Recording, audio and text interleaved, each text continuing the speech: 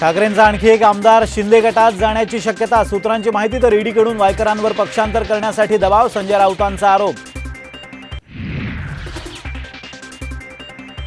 मंत्रिपदासाठी उद्धव ठाकरेंनी 1 कोटी रुपये मागितले, पैसे न दिल्यामुळे मंत्रिपद गेलं। दीपक केसरकरांचा पुन्हा उद्धव ठाकरेंवर गंभीर आरोप।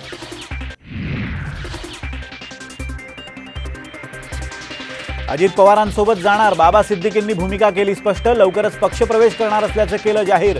काँग्रेसमध्ये घुसमट होत असल्याचा आरोप। आम्हाला आरक्षण दिलं नाही तर मंडल आयोगाला चॅलेंज करणार, जरांगेंचं वक्तव्य। तर जरांगे खरे पाटील असतील तर त्यांनी चॅलेंज स्वीकारावं, भुजबळांचं आव्हान।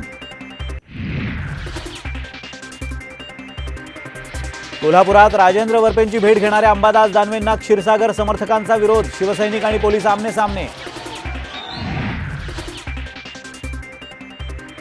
लोकसभेत महायुतीला 39 जागा मिळण्याचा अंदाज, तर महाविकास आघाडीला केवळ 9 जागा। ताज्या सर्वेत दावा, तर देशात एनडीएला 366 जागा मिळणार असल्याचं भाकीत।